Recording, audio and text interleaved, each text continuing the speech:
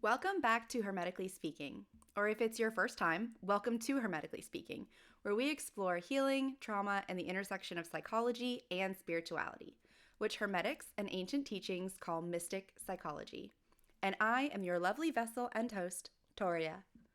In this episode, we're discussing all the things about flashbacks, how there's alchemy in them, the subliminal messaging from them, and as well as drawing very profound parallels between flashbacks and premonitions. So hold on to your seats. We're going to deep dive in. I'm throwing in this out of place disclaimer just because going through this script today, even though I pre-read it last night and edited it, so the psychosis that I went through and the trauma, not just the trauma, but the PTSDs from the trauma were traumatizing in itself for me to experience. And so reading some of this stirs up some anxiety, and I could feel it throughout the recording of this podcast. So there are stuttering and moments that are, just I had to kind of edit more than I've had to in the previous episodes. So bear with me, however, enjoy the episode greatly. Flashbacks are one of the most recognizable symptoms of the PTSDs and the most unavoidable. It's the most unavoidable and in-your-face symptom, just like addiction and alcoholism are to addicts and alcoholics. It's extremely difficult to participate in life or do anything when a flashback is occurring. A flashback is a language we think we understand. However, it's also subliminal messaging directly from your mind, your soul, and ultimately, your higher self. At least in my experience.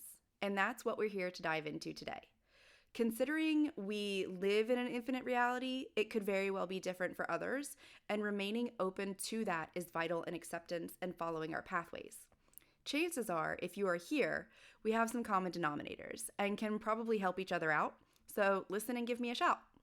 Email and socials are in the descriptions because I always forget to do the shameless plugs on the actual podcast. So, how could flashbacks possibly be misunderstood? Or what kind of subliminal messaging are they trying to convey other than what feels like absolute torment? I am here today to answer just that, with my goal being to help you identify what a flashback is, how it shows up, and why understanding it is a crucial step in healing, all from a mystical, psychological, and alchemical perspective. Whether you're here to make sense of your own experiences or you're supporting a loved one, I promise you're in the right place. Let's start with the basics. During a traumatic experience, the brain often suppresses or fragments memories to protect you. A flashback is when your mind and body relive these traumatic events or even partial fragments of them, as if it's happening in the present day.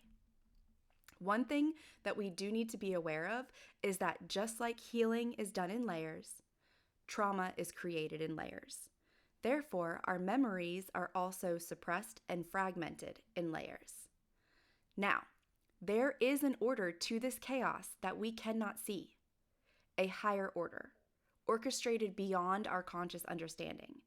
It exists in the unseen etheric waters of our souls, corresponding and being coordinated by our higher selves in the realms of higher consciousness. Flashbacks are not random. They are funneled through in a specific sequence to aid our healing, each one surfacing at the exact right time. No sooner, no later. It is of my experience and profound understanding that my higher self knew what needed to come first, what needed to come next, and what needed to wait until I was ready. If I had tried to organize my flashbacks on any level of the ego, I wouldn't have even known where to start. Now, I could sit there and pretend like, oh yeah, I could have organized that. Absolutely not. I probably never would have even wanted to start if it actually came down to it. I certainly couldn't have said, this one should come first or that one should have come later. The truth is, each flashback happened exactly in the order it was meant to protect me from myself, to prevent me from being overwhelmed beyond anything that I could handle at any given moment. And trust me, there were times I didn't believe I could handle another one. There were times that I thought they would never end, that I would be trapped in this cycle forever, drowning in experiences that felt like they could literally be the death of me. And yet here I am, sitting before you today, flashback free. Don't get me wrong. Even as I sit here today, I am curious about the lineage of my flashbacks. There are specific ones that I wonder why in this order, this time, in this place. Ultimately, though, I have come to a deep understanding that my higher self is not only trustworthy, it will also reveal the answers to me in the right time. You hear that, higher self? Still waiting on some answers. Anyways, one of the main things, especially in the first 1 to 2 years of the psychosis that I experienced, was that they screamed at me in my head repeatedly, over and over again. It was this phrase, the words, timing is everything. Timing is everything. Timing is everything. And of course, at that time, I didn't listen. I didn't want to. I wanted what I wanted, and I wanted it right then and there. However, my higher self knew that to have what I thought I wanted right then and there would have only led to more destruction. So instead, the psychosis so kindly, putting that in air quotes, kept me on my prophetic track. Thanks a lot, psychosis. No, really, seriously, I do thank it now.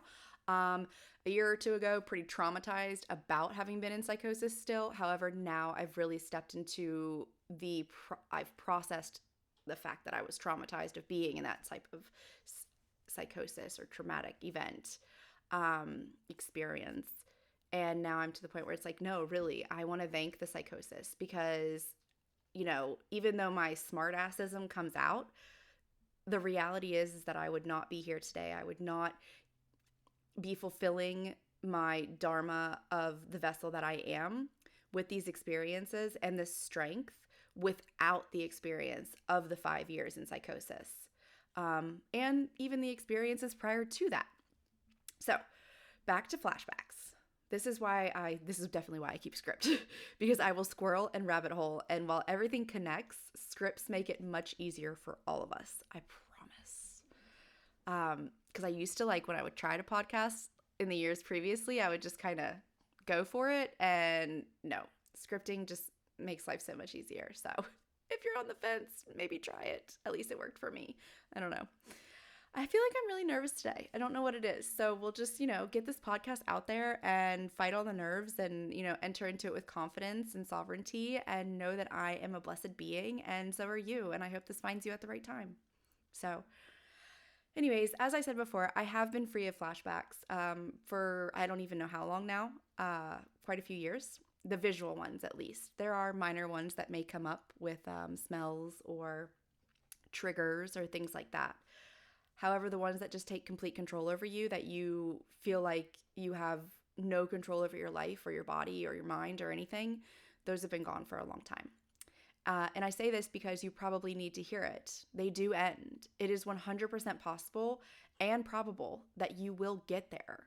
I absolutely promise you. As long as you are showing up and doing the work and following the path, it will happen. Healing is not linear, and at times it does feel endless. And then one day there is this moment when you wake up and realize you have completely processed what you believed once would always control you. That your mind, your body, and your soul have integrated what needed to be integrated, and the symptoms become much milder. And as my prolonged exposure therapist said, basically non-detectable. So if you're in the depths of it, feeling like there's no way forward, trust your higher self. Trust that what is surfacing is doing so in divine timing. Trust that you are not being given more than you can handle, even when it feels unbearable. Because one day, you too will wake up and realize it's over and you are free. Now, we're going to get to the nitty-gritty of the flashbacks. A flashback is no longer just a memory. It becomes a whole nother experience. You don't just remember it, you re-enter into it. The same emotions surge back, the same sounds echo in your ears, the same physical sensations resurface, the same smells, the same environment. It's as if, for a moment, time completely collapses around you and you are back inside that moment, reliving it. What makes it not just a memory? Why does it take over the present instead of staying in the past like any other thought? Here's where it gets all mystical, alchemical, and psychological. I'm really going to have to come up with a fun anagram or something for those 3 words. Trying to intertwine them. I tried to do it when I was writing the script, and it was funny. Anyways, there's something intriguing that I want to, kind of unfold about the way flashbacks behave. And this is where it gets really profound. In many ways, flashbacks actually resemble premonitions. And as being someone that has had both extensively, it is crazy to draw this parallel, but it is so healing and uplifting and illuminating. So they resemble premonitions, flashbacks and premonitions. Premonitions where you see the future, except instead of showing us something that will happen, the flashbacks force us to relive something that has happened. Both feel like moments outside of time. One is pulling us forward, the other pulling us back. As above, so below. What's even stranger, though, is how they physically feel in the mind. When a flashback occurs, there is this distinct physical sensation that I can remember. A presence that basically consumes the mind, almost as if it is demanding entrance, because it basically does. And in reality, our ego fights it at every level, resisting in every category possibly, physically, mentally, emotionally, all sexually, all of those things. Trying to recall what all the visual premonitions felt like in the midst of psychosis requires a little bit more dissection on my part, though. Intuitively, I know that they are eerily similar. The key difference is in their egress. So how they maybe leave us, because the moment they start to enter into our conscious awareness, they're ingressing in. And so in the ingress, they're automatically egressing. So they evoke an emotional and physical response. Their exit, their egress, is vastly different, though. A premonition departs prematurely, leaving us wanting more even, like a film that cuts to black before the climax, like a door that shuts just before you can walk through it. It lingers, leaving behind curiosity, anticipation, or even frustration sometimes. A flashback, on the other hand, does the opposite. It doesn't egress easily. It overtakes every sense, overwhelming us with such force that we wish we could banish it to the ends of the earth. Where a premonition leaves an imprint of the unknown, a flashback replays the inescapable known. A visual premonition often plays out as a first-person movie scene, projected directly into the mind through the lens of the third eye. It's as if you are transported into a future moment, witnessing yourself already there, experiencing it in real time. Not all elements are exactly the same, though, as they are in the premonition to when you actually come to them in your present day. And it's sometimes because they can't be. Your higher self and your subconscious mind can only communicate in the language and symbols and references you currently at that time understand. This is why premonitions will often swap out certain characters or maybe even sometimes familiar places. Not as a deception, it's a translation. So character A is who is in the premonition with you. However, it's really a character B who you haven't met yet. However, they try to correlate it as much as possible. So character A and character B probably have very similar personality types or something that connects them together that is completely similar. A flashback, on the other hand, is the reverse projection. Instead of sending you forward into a potential moment, it transports you backward, taking where you are now and replacing it with where you were. And unlike premonitions, which adapt their imagery for understanding, flashbacks retain their details in immaculate condition. The trauma is preserved in its rawest form, unchanged because that is how the mind initially encoded it, as something too overwhelming to process at the time, frozen in time, until it can be revisited and integrated. There's something profoundly opposite yet parallel in how flashbacks and premonitions ingress into consciousness. A flashback doesn't just enter, it forces itself in, right? Like we said, it's a demanding entrance, pounding on the doors of the mind with a sense of urgency and inevitability. It floods the senses, overtakes awareness, and claims space in the body in a way that cannot be ignored. It feels dense, heavy, and intrusive, as if it is breaking through layers of resistance, which it really is because we technically don't want it there. And it manifests in the body as tightening in the chest, a pressure drop before a storm, the racing of the nervous system, sending signals that something is wrong, even though the event is in the past, and a feeling of being hijacked, like the body is no longer in the present and it's fully back in the past. We even go into tunnel vision, rapid heart rate, adrenaline flooding the limbic system, like being trapped in time. A premonition, however, arrives differently. It still holds presence. It is still demanding.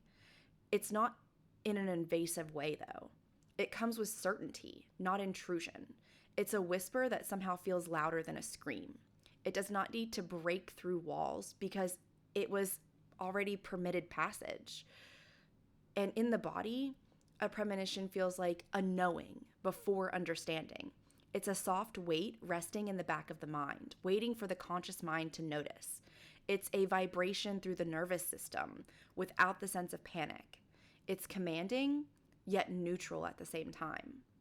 A pull in the gut, sometimes a light pressure on the third eye, almost like a slight warmth or presence, and maybe even the hair standing on end. However, it's not normally in terror. Rather, it's in recognition. These parallels are phenomenal. They tell me that they are one and the same. However, flashbacks we don't want, and premonitions we do want. So we're here today to discuss inviting flashbacks in and kind of understanding that they serve a purpose, a higher purpose that will lead us to who we are meant to be on the healing journey. So two of the biggest differences that I just kind of wanted to focus on for a minute are the flashbacks impose. However, premonitions reveal. A flashback, again, very invasionary, right? Like it's like being invaded by the past in the present moment. And it takes with what feels like without permission. A premonition, on the other hand, is a gift of insight from the future. It doesn't necessarily fight its way in. It simply arrives and lingers until it is seen. Now, flashbacks hijack emotions. This is the other big difference. While premonitions tend to guide them. Flashbacks override the nervous system, making you react without control. Premonitions, even though sometimes they may evoke fear, there is no loss of control. There's only awareness. Even when they show us dark possibilities, they carry this underlying current of safety the whole time. Whereas in the flashbacks, we don't feel safe. And it's understandable. But we do need to get to the point where we do feel safe, because that's going to be transformative. And two smaller differences that are subtle yet very profound are flashbacks. They feel like a weight, while premonitions feel like a lift up. A flashback pulls you down into the past, making the body feel heavier, slower, tighter, and more constricted. A premonition, even when warning of danger, often comes with that lightness, as if something beyond you is assisting in showing you the way. So flashbacks, and the second one, flashbacks consume space. Premonitions expand on it. A flashback closes in, it narrows perception and consumes every available thought until there is no room for anything else. A premonition opens perception, stretching into the subconscious in a way that creates more room to see a bigger picture.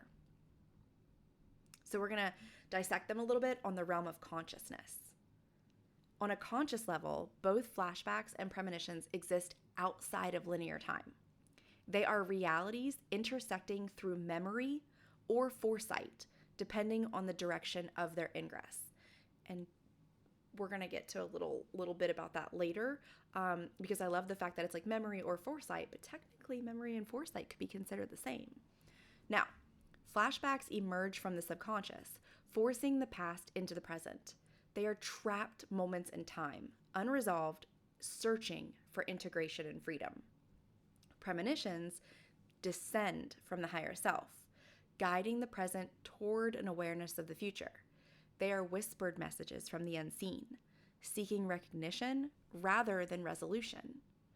Both collide with the now, with the present moment that you are currently in.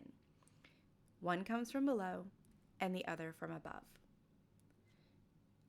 Now, if we truly create our reality, then all of our future experiences are already stored in our subconscious, waiting to be realized. This would mean that both flashbacks and premonitions are not merely mental projections. They are rather releases of information from a reservoir of potential timelines, unfolding through the subconscious in perfect order. This raises a really profound question. If all moments, past, present, and future, exist simultaneously, then are flashbacks and premonitions simply two sides of the same coin, delivered through different channels? I personally, in dissecting this and in my own experience, believe that yes, there are two sides of the same coin, and I don't necessarily think that they're delivered through different channels. I think that we perceive it in that way because of the resistance that we have to one and the openness that we have to another. And again, it's what I'm here to change. Flashbacks are funneled from above and below at the same time. Remember earlier I said our higher self and our soul funnel the flashbacks to us at a specific time for us to experience them because the higher understanding, the healing is there. It's accessible. So from above, higher self, etheric realms, they surface in the order needed for healing. The higher self, in all of its wisdom, coordinates their release into our conscious awareness, making sure we only receive what we are ready to face, like a guardian managing the floodgates of past pain, which is primordial, a godsend. It is really something to be grateful for when you get through it and finally understand. So from below, the subconscious storage, they are trapped experiences, locked in the subconscious until they find an exit route through memory, triggers, or deep introspection. The subconscious releases them when enough awareness has been cultivated to process them. As above, so below. So this means that a flashback is both a divine message from above and a stored imprint from below, converging into the present. Premonitions are funneled from above and below at the same time as well. So from above, again, higher self, etheric realms, they descend as guidance, whispers of what is already known in the nonlinear realm of consciousness. The higher self drops breadcrumbs of awareness, ensuring we are subtly prepared for what is to come. Now from below, our subconscious storage, if we create our reality, then our future already exists as an imprint within our subconscious mind.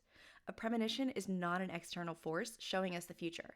It is a stored potential being realized through a conscious moment of knowing. This means that a premonition is both an insight from above and an awakening from below, converging in our present. Now, the parallel that both are already inside of us. If every event, past or future, already exists as an imprint, then flashbacks and premonitions are simply opposite processes of retrieval. A flashback is an experience surfacing from past memory storage. It is handed to us in divine order to ensure we can handle it. A premonition is an experience surfacing from future memory storage, and it is handed to us in divine order to ensure we are prepared for it. Both bend time, yet both already exist within us.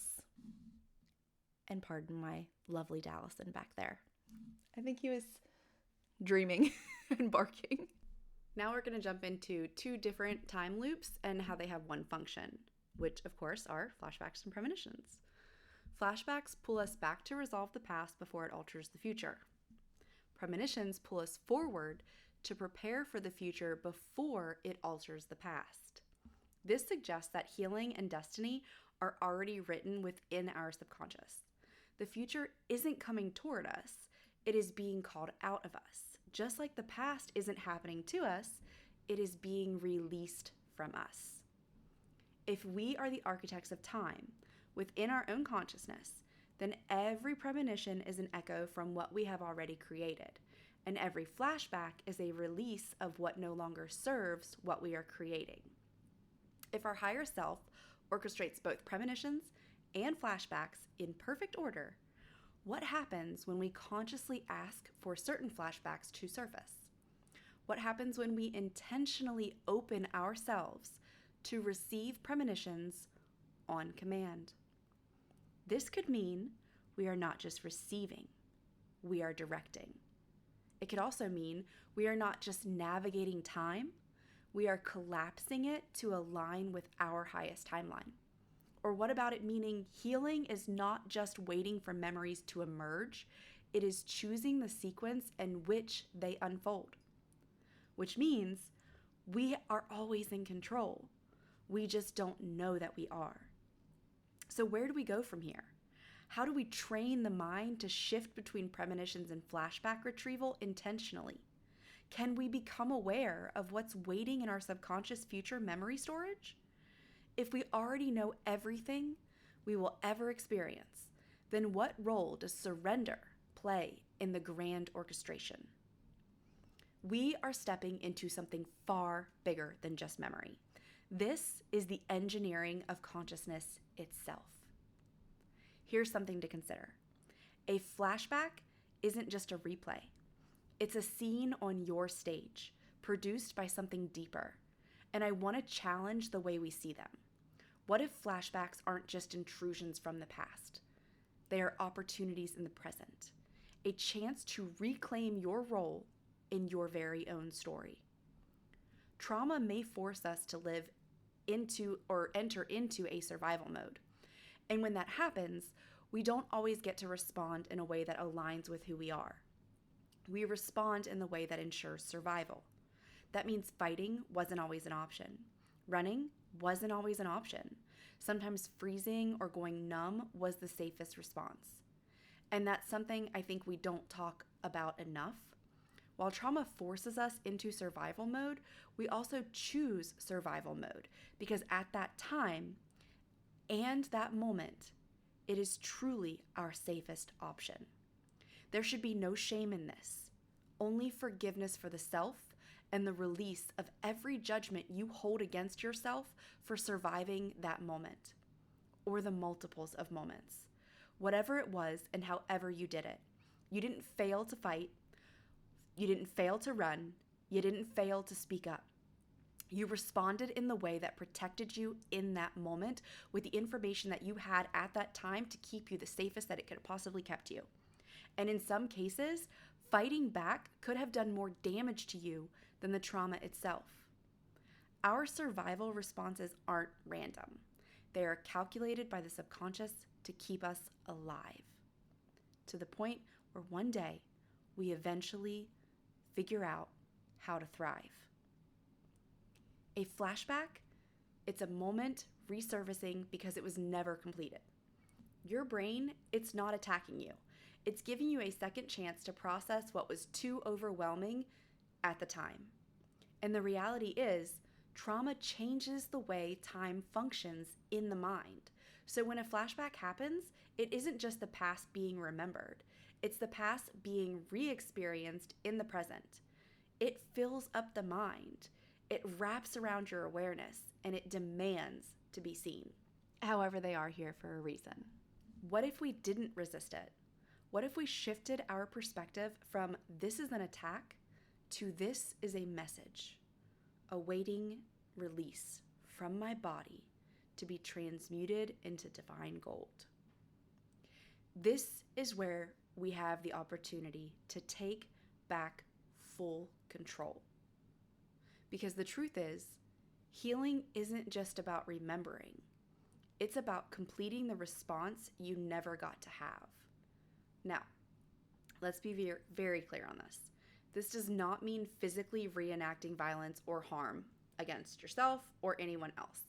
That is not the point of what I'm saying. Now, in a safe and controlled way, the body and mind can be given permission to finally respond. For example, someone who is silenced will most likely need to practice screaming, letting the voice break through where it was once trapped. Someone who is physically overpowered may need to push, punch a bag, take up self-defense, engage the body in the way they never got to.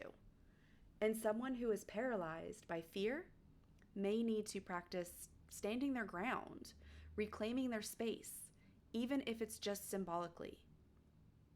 And if you experienced all of these things through complex or compound traumas, then all of these things are going to need to be done at some point in time on your journey. And I can speak from experience on that. The Body Remembers, the wonderful book, The Body Keeps Score. If you have not read it yet, I highly recommend it. Anyways, the body remembers, and it holds on to the response that it never got to complete. That is stored energy that is trapped in the body that needs to be depleted out. No one can do that for us. There is only assistance and intention and the desire to heal. The honesty, the open-mindedness, and the willingness of wanting to heal. That is how trauma and all things dis-ease can find their way to transmutation, and you find your freedom. What most survivors don't know and can be very hard to accept is that a flashback is ultimately occurring to help you heal. It just doesn't feel like it because they are unpredictable, and the fact they really just exist at all, right? Like, now that we've hacked a little bit more of what flashbacks are, we understand their existence a little bit better. But for people that are still going through it and just kind of having the onset of them, it's the reality that they exist at all. Like, we don't want them. They shouldn't be here. A flashback is your brain's way of not just being triggered. It's also feeling like it's now safe to process the original memory. Your brain identifies, at least from all the experience and knowledge that I have gained, that you are no longer in that situation, so the need for suppression is released. Therefore, a flashback is an indicator that you are ready to heal. I mean, this is really a magnificent feat in itself. It means that by some divine source, you have managed to relieve yourself of the traumatizing experience for long enough that your body-mind connection has started to trust and determine that you are safe enough to work through your traumatizing experiences. When viewed through the mystical, psychological lens, this process becomes even more awe-inspiring. Your body-mind connection, what some might call the divine intelligence within you, has determined that you are ready to heal. This isn't just physiological, it's also an energetic shift. For survivors of trauma, the trust between mind and body is often shattered. Flashbacks, uncomfortable as they may be, signify a repair of that trust. This concept aligns beautifully with the idea of alchemy, where something painful or a base is transformed into something powerful or golden. Flashbacks can feel dark and consuming, and they are also evidence of resilience and readiness. Your system is saying you are strong enough now to revisit and release this. When they occur, especially in the beginning, they are completely traumatizing in themselves and very overwhelming. If we can begin to understand them on the deeper level that we have dissected here in this podcast and further, we can then work with them to the best of our capacity at each given moment in time along our healing journey. Basically, we can accept that they are aids to healing our journey, and therefore respond to them in a way that serves us more smooth, more seamless. Those are the types of words I'm looking for right now. So the same flashback will probably show up multiple times. This is because the first time we tend to resist it, the second time maybe we survive it, and that third time though, I'm telling you, if you can understand each one is showing up not to surprise you, even though they absolutely do, especially when it's a new one for the first time, they can totally, just overwhelm and kind of take control of your whole being. They are showing up to say, please heal me. Please heal me so we can heal you. Please release me from this prison that you've held yourself in for far too long. And it is no one's fault.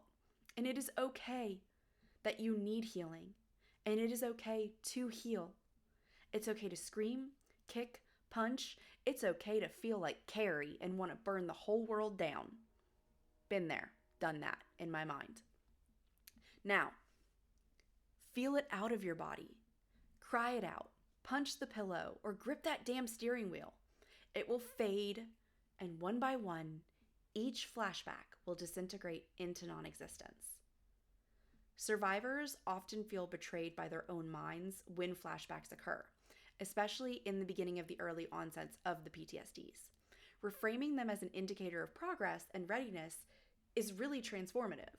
From a scientific standpoint, flashbacks represent the brain transitioning from survival mode to processing mode, which is part of post-traumatic growth.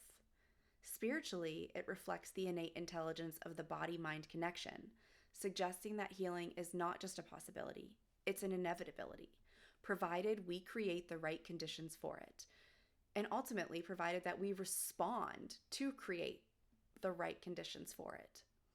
Our mind has the ability to heal everything within us, all on its own. We have to learn to trust that and allow it to work through its processes, which means face the darkness, walking through the tunnel blind at times. There's always light. I promise your higher self will always hold the light close, and you will see it and have it and hold it just when you need it. Light never leaves you. Now, I'd like to go into a little brief sidetrack story about my own experience and something that just popped into my head whenever I was talking about the intelligence of the body-mind connection. In the psychosis, I was a couple years in, and one of my doctors recommended one of the trials where they use MDMA to process trauma. And it wasn't for me, and I knew that it wasn't for me. However, it intrigued me to go and look up these studies because I wanted to understand what it is they consisted of and the general idea.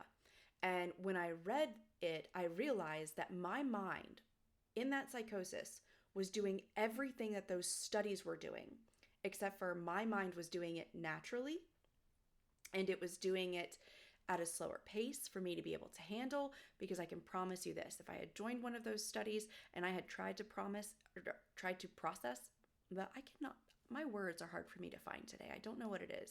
My anxiety feels a little high. I was very, very excited for this podcast this morning, and then I shifted somewhere, and it's okay. Maybe I'm just not feeling that great. Anyway, so just bear with me on this one, okay? This is just a raw podcast with minor edits. So anyways, and yeah, I found out that everything that my mind was doing, everything that my higher self was teaching me, all of the lessons I was learning spiritually, everything that I was doing to process the trauma and re-experiencing it, not just through flashbacks, but in the ways that this MDMA study was proclaiming was being done. And I was just fascinated by it. And it just reiterated what they were already showing me, what they were already proving to me, and what they were already teaching me, that my mind can do anything, that my mind can heal itself if I allow it to show me that it knows how to. And that is exactly what I did. And that is exactly why I am where I am today. And that is exactly what gives me the blessing to speak these words on this podcast and be this vessel of hopefully hope. I mean, I feel like I'm a vessel of hope at this point for myself and for others, because this struggle was not easy. Having any of the PTSDs and emotional difficulties, it's disparaging, it's hard, and I understand it, and I have been there. And you know, when we're in that, sometimes we don't even realize how much of the suffering we're holding on to. And believing in the ability to heal allows us to start releasing our grasp on the suffering that the paradigms around us have taught us that we're supposed to live in. So, back to the regularly scheduled podcast. Flashbacks, they are not a one-size-fits-all. They can be made somewhat simple and understandable. So I'm going to kind of summarize that here and give you just a little bit of dissectable introspect that maybe, you know, one day we'll take the time to break down further, like in a microscopic way. However, today we're just going to skim these basics. So some of the most common types of flashbacks, I've listed 5. Emotional flashbacks. These ones are the kind you experience on anniversaries of stressful or traumatic experiences. You'll hear many people make comments about how a certain day, month, or season even causes them to behave differently or feel differently. Many people don't even know that they experience these until they start digging into it and being, the awareness kind of comes to light, which I guess is kind of redundant to say. Anyways, higher self will always assist, and higher self will raise your consciousness and allow that awareness to come in. It is one that I have found, though, that for me, I just didn't even know that this existed in me for a long time until this journey. So I'm just speaking from my own experience. The second are visual flashbacks. You might see these as the mental replay of the event, which is what we talked very fluidly about in this episode. Again, these feel like watching a movie in first person, and you are the main character. We, again, just discussed this. And I was able to compare and contrast them to Premonitions, which was a completely wild ride. Much gratitude to my higher self and any and all assistance in that being funneled down into this vessel that I am. Number 3 is somatic flashbacks. These are physical. Your body remembers the trauma, and you might feel sensations like tension, pain, or even numbness. For me, the one that sticks out the most from my own experience is every so often I get what feels like a literal knife going into my back on the right side of my spine along my right shoulder blade. The first time it happened, I was crippled for like 2 days. I just couldn't even use my back or my muscles or anything like that. It was awful. The time since, it has softened with each year or cycle that it comes around. I'm actually still dissecting this one. It's so painful and so prominent that it's, I could not help but mention it. 4 is an internal dialogue flashback.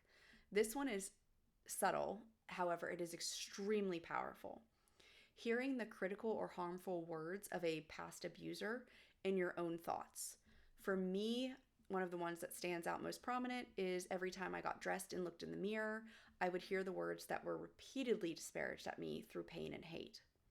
Therefore, every time I looked in the mirror after that experience, I ended up having this pre-written transcript that I basically read to myself on repeat, being those same things that were said to me. And reprogramming from that was and has been just an absolute bitch. There's no doubt about it. Now, I can definitely tell you that nothing was worse than the years of what they call like gender dysphoria, what they call gender dysphoria. I always want to call it body dysmorphia for some reason. Maybe I'll like look into that later. So anyways, what they call gender dysphoria. And I went through that for 3 years. And that was hell. And eventually I'll get to the point where I feel comfortable enough recording an episode on the holistic and spiritual healing of it. It's just a really sensitive subject, and it's full of hate and rage right now, like in our society. Currently, therefore, I'm just not ready to venture there due to my own feelings of insafety about it. Okay, so moving on to the 5th and currently final flashback. This does not mean that this is all of the flashbacks in existence, because there are definitely different types, we'll keep unpacking the PTSDs. So these are just, like I said, 5 pronounced categories that I am currently highlighting. And the number 5 is an olfactory flashback. These are incredibly powerful as well. All of them are, unfortunately, but again, I shouldn't even say unfortunately. Like, this is where like my negative, all of this didn't serve a purpose. It was awful. It was traumatizing to go through, but guess what? Served a purpose. And I would like to start integrating that in. Please hire yourself. Thank you very much. Okay.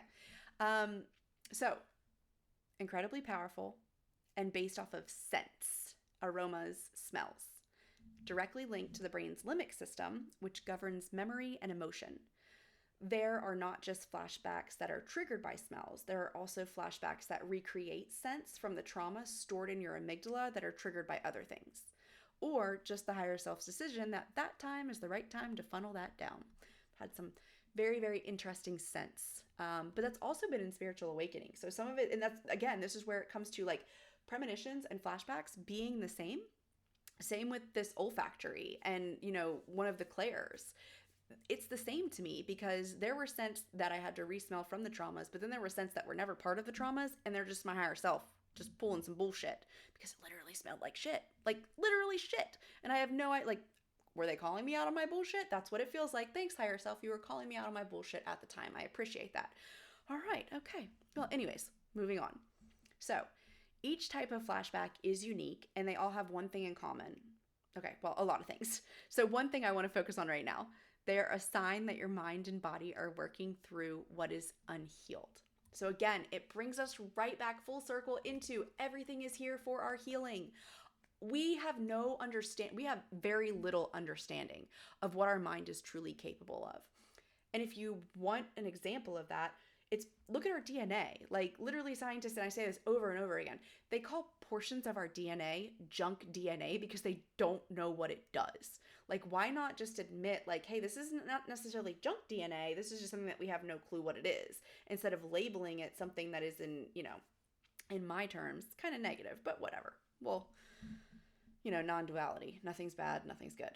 So, how do you know if you're experiencing a flashback? Well, normally you know. But if you're not sure, start by paying attention to patterns. Do you notice sudden emotional shifts that don't match the present moment? Do certain smells, sounds, or even seasons trigger specific feelings?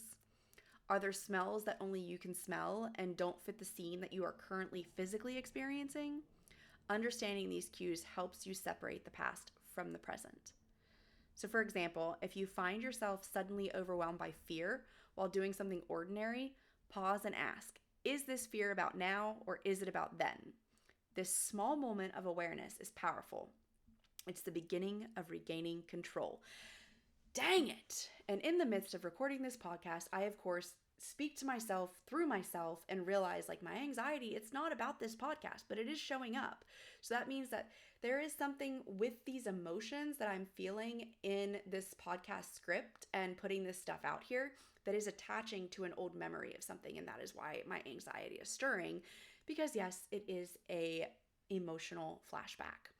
So, well, that's a fun ride. Gonna have to journal about that after this. Anyways, one tip that I can offer you, and sometimes I'm literally in the midst of something that I just cannot take the time to step away from. So this is talking about every now and then a memory or some form of a flashback will come back up, and I can't, like, I'm in the middle of work or doing something that is very important, or I'm on overload that day, or I'm just like super, super tuned in. And my higher self is trying to funnel this memory through. I have created a trusting and reliable dialogue with my higher self.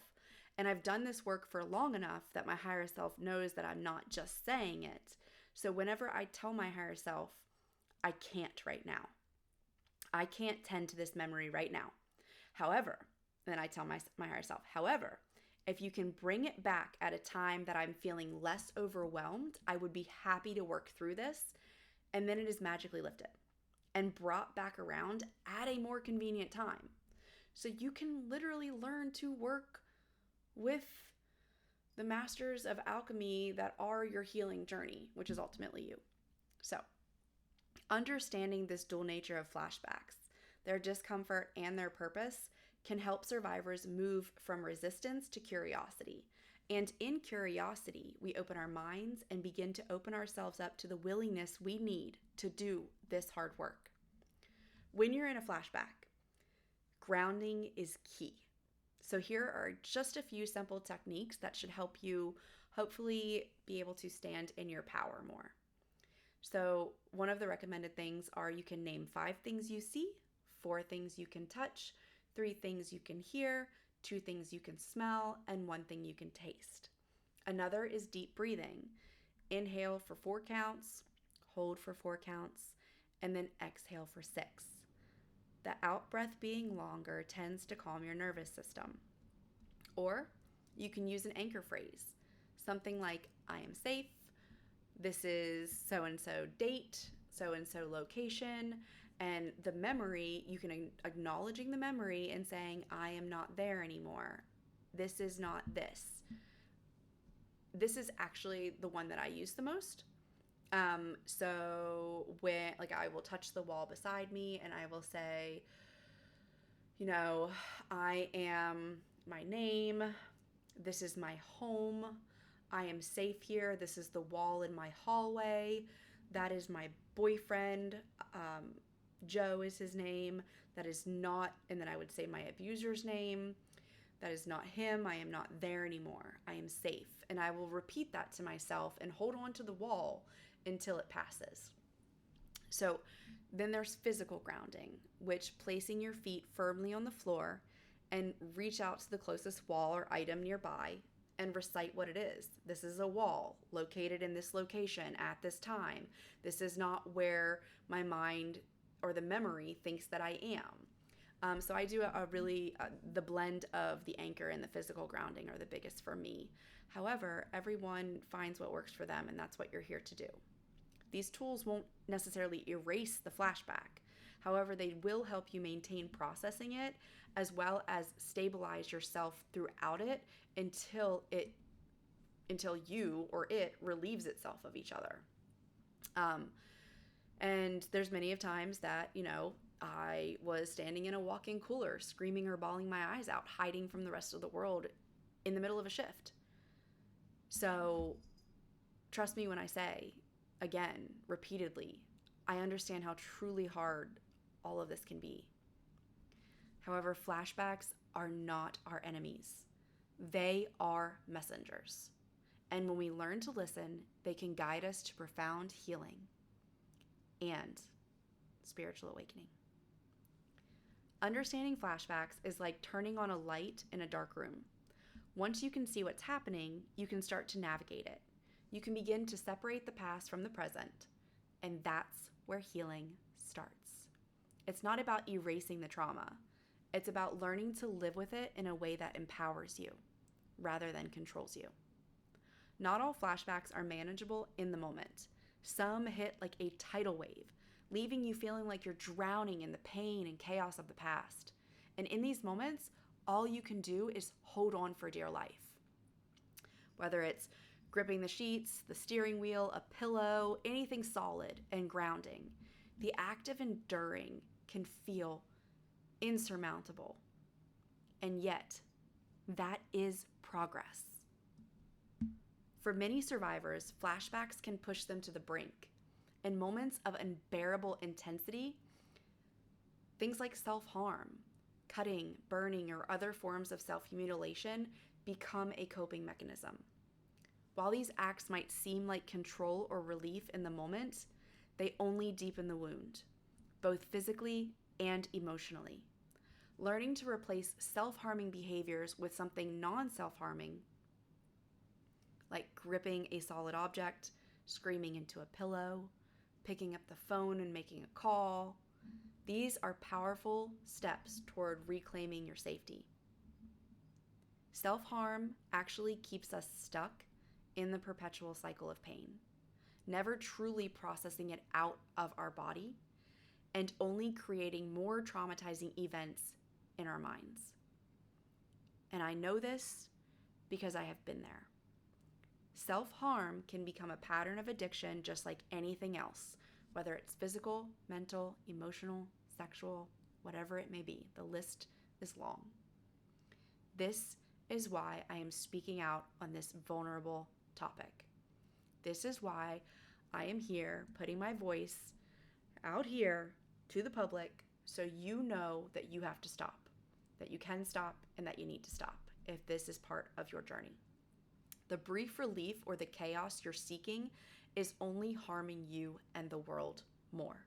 So if you can't do it for yourself, do it for the rest of us until you can do it for yourself. Get help and understand that this journey is meant to eliminate all forms of self-harm. We will get there, I promise you.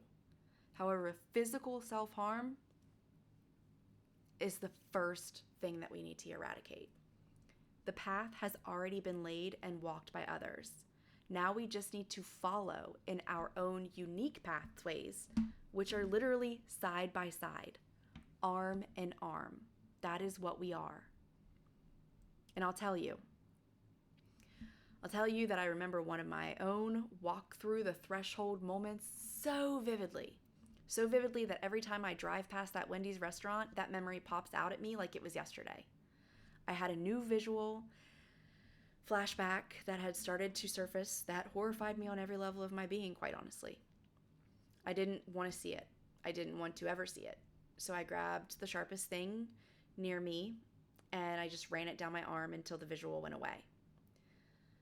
Then a later day, and the time it surfaced again, the same visual.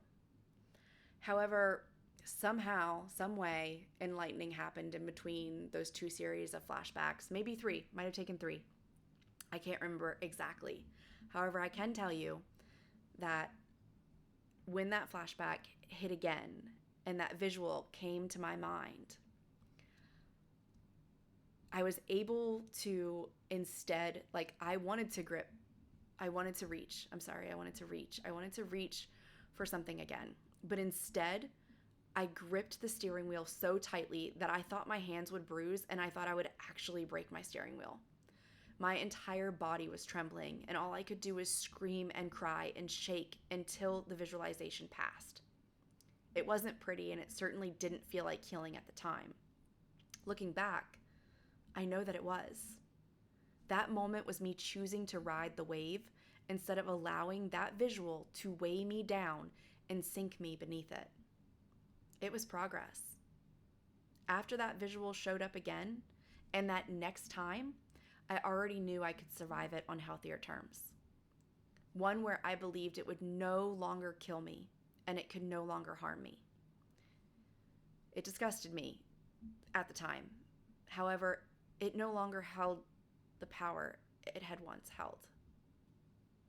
And now to this day, that visual holds no power over me. And reading all of these words, I can see maybe why my anxiety is a little bit high, because all of this stuff is, it's hard. It's hard to talk about. It's hard, to be this vulnerable. And my cat is laying on my lap and, kind of messing with the wire. So if you hear a little weird noises in the background, that's what it is. I am not a professional editor. I apologize. Kind of, Anyways, the moment I gripped that steering wheel wasn't just about survival. It was an absolute breakthrough. It was a signal, an energetic and psychological download that my healing was entering a new stage. What I didn't realize at the time was that this single act of holding on, of not resorting to self-harm, wasn't just progress. It was the opening of a doorway. One that could only be unlocked by choosing a different response to the pain. I had to stop fighting pain with more pain. Instead, I had to fight it with peace and some form of acceptance. When someone self-harms during flashbacks, they are not weak. They are trying to manage an overwhelming storm of emotions and sensations. They are also trying to chase it away. However, I want to tell you something pretty profound. Your mind does not have the ability to harm you. And it senses that you are harming yourself and therefore stops with the memory after so many attempts. For myself, it was normally 3 attempts that my mind would bring up the memory. Self-harm creates a new loop, a cycle where the pain of the past triggers the need for immediate relief. And the act of harming reinforces the same trauma response. The body doesn't get the chance to process, and the mind doesn't learn trust. Instead, the flashbacks return again and again because the loop has not been broken. Your mind cannot move on from that layer or set or record of flashbacks. It is currently playing in your prefrontal cortex. This is why gripping the steering wheel or any other non-harming action is so monumental. It finally disrupts the loop. It says to the body and mind, we're not doing this the old way anymore. We are going to fight you a little less and reduce our self-destructive tendencies. It's the beginning of a new dialogue between your mind, body, and soul. It's another first step toward rebuilding the trust and self-destruct that trauma shattered and created. From an energetic perspective, self-harm keeps the body and mind trapped in stagnation. It creates a block, preventing the flow of healing energy from moving through you. When you choose not to self-harm, even if all you can do is grip a solid object and cry, you're allowing that energy to move for the first time. You're creating space for your body to release what it's been holding on to, and for your mind to process what it once couldn't face. Psychologically, this shift is profound. Flashbacks are your brain's way of saying, it's time to process this shit. When you respond with self-harm, the brain perceives that as evidence that the body is still unsafe, and the trauma remains unprocessed. When you choose something non-harming, you send a new signal. We are safe now. We can handle this. Over time, this begins to unravel the grip that trauma has on your nervous system. Choosing a different response, like holding on to that steering wheel, is more than just survival. It's the entry point to the next layer of healing. That next layer is where the mind and body begin to rebuild another layer of trust. It's where the flashbacks may still come, and they are no longer met with the same reactive behaviors. It's where you begin to develop resilience instead of reliving the same loop. Breaking the loop also opens the door to deeper emotional and spiritual healing. Trauma often disconnects us from ourselves, fragmenting our sense of identity and our worth. When you stop responding to flashbacks with self-harm, you are essentially telling yourself, I am worth protecting. I am worth saving. That's not just progress. It's reclamation. It's a return to your wholeness. I won't pretend that breaking the loop is easy. It's messy, painful, and exhausting. Every time you grip the sheets, the wheel, or even your own hands instead of turning to self-harm, you're teaching your body and mind that it is safe to move forward. You are showing yourself that you can trust again. Trust your feelings, trust your body, your instincts, and ultimately, your capacity to heal. Because that's, maybe part of what it is, right? We don't trust in our capacity to heal. So we resist it and we fear it because we don't know what we are truly capable of. You are capable. You are more than capable. And you need to prove it to yourself to find out, because you can't just go off my words, because my experience is my experience and I can say it until I'm blue in the face, but until you do it, you're not going to connect fluidly with it. And that's what you need to know what you are capable of. Healing is not linear, and it's not always graceful. Every time you choose something non-harming, no matter how small it feels, you're moving to the next layer. You're breaking the cycle of pain and creating a new cycle, one of trust, growth, and freedom.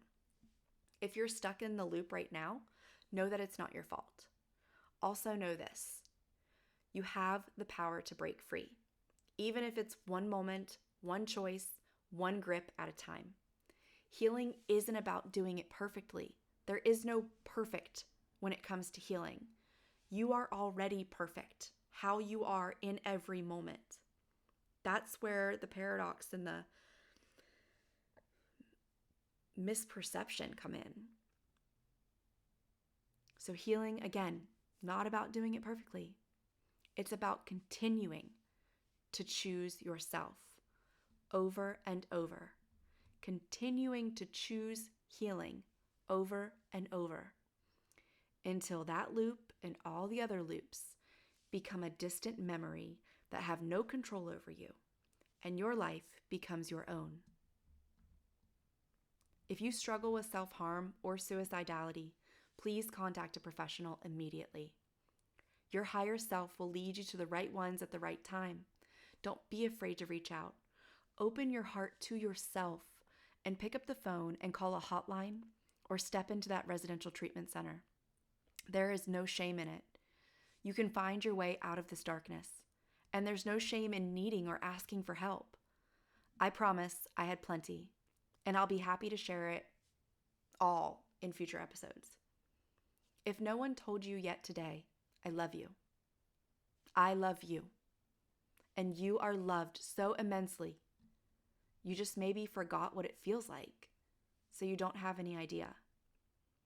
We're here to start remembering together. When we talk about healing, we often imagine calm meditations or moments of clarity. The truth is, healing is messy. It's raw. It's honestly, oh my gosh, there's an old colleague of mine used to use the reference of no lube and sandpaper is, gonna kind of keep it PG. And that's what it's like, sometimes. The truth is, healing is extremely messy. It's gripping the sheets and sobbing your heart out because you didn't know you could survive that much emotion. Every time you survive a flashback without harming yourself or even someone else, you're proving to your mind and body that safety is possible. You're teaching yourself a new narrative. You're showing yourself, I can feel this, and I will be okay. If you find yourself in these moments, I've got a few steps that you can consider doing. Find something to hold on to. Sheets, steering wheel, anything close to you. Yourself even. The act of gripping creates a physical anchor to the present moment. And it also kind of puts you in a freeze frame where you immobile yourself. So then that way you don't react and lose control. And then when you're doing that, let it out. Scream, cry, shake. Your body is releasing stored energy. And it's doing exactly what it's supposed to do. And remind yourself of safety. I know that I would rock back and forth and just hold myself, and that would just bring me comfort and feelings of safety. And if you can repeat a grounding phrase, like this is not then, I am safe now, that will also help. And then reach out afterwards. When the storm is past, connect with someone that you trust, a friend, a therapist, or a support group. Let them know what you just survived. And let them know.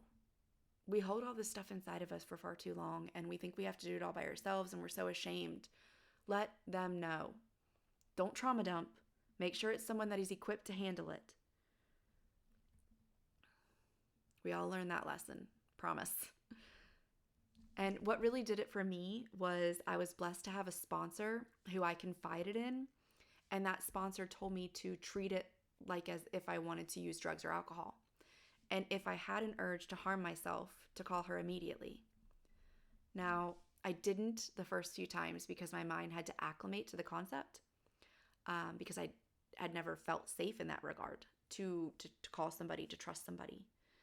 And so at first, when I did start to pick up the phone to call her, it was right after I had harmed myself, or even a day or two. I might have waited, it all went, like a process. But then there was the day, and I can remember it very well, exactly where I was and what it was over. The day that I picked up the phone before I hurt myself. And that was the last day that I physically self-harmed. It's important to honor the strength it takes to endure severe flashbacks. Many don't understand that simply holding on, literally and figuratively, is a monumental act of resilience. For those who have turned to self-harm, know this. You are not weak or broken.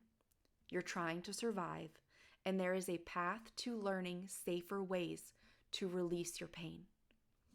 Call a 1-800 number.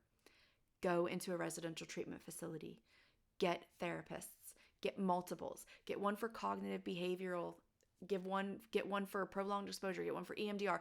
Attack all the levels of trauma at once. Get help. Healing isn't about perfection. It's about progress. Gripping those sheets instead of hurting yourself. Screaming into the void instead of suppressing it. That's progress. And with every wave you survive, you're not just healing, you are reclaiming your life. So I'm going to bring this full circle and not have what feels like a sad and morbid ending to this episode, because writing it, rereading it, and then now going through it definitely had the waves of emotions. Maybe I could even feel myself kind of riding them, and I just got to go with the flow. The reality is we addressed some very serious symptoms and side effects of trauma, and bringing awareness to them, and maybe even some desensitization to the topics will help open the pathways of communication more to where others will begin to trust they can discuss such severities with the right people. Your mental health deserves help no matter what phase of the journey or healing that you are in. We could all use assistance and feedback and helpful ideas to move us along our paths. Treatment centers, hotlines, groups, one-on-one. Take advantage of all of it. Utilize all of it. Flashbacks aren't here to haunt us. They are unfinished messages seeking resolution. They are the mind's way of saying, this is something we still need to integrate. And the most powerful thing that we can do is listen. Not resist, not drown it out. Listen, observe, and when we are ready, respond. Take out the reaction and respond.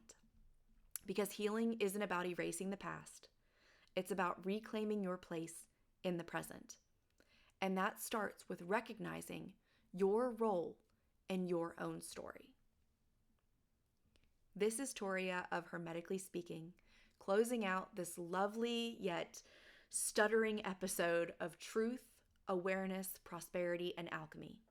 Until the next one, next week, remember to find support groups, call the therapists, keep the appointments, revolutionize the healing industry, because you are light and you are doing it just being here today.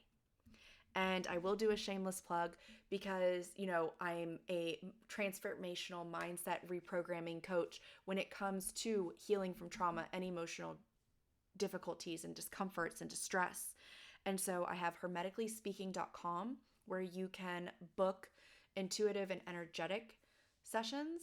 And then I have a signature course that's getting ready to come out as well, and I'll be launching the freebie to that. I have a couple different websites for different purposes depending on where you are in your journey. And those are all in the info on the podcast description below. So much love, many blessings, and namaste. You are amazing. Remember that always.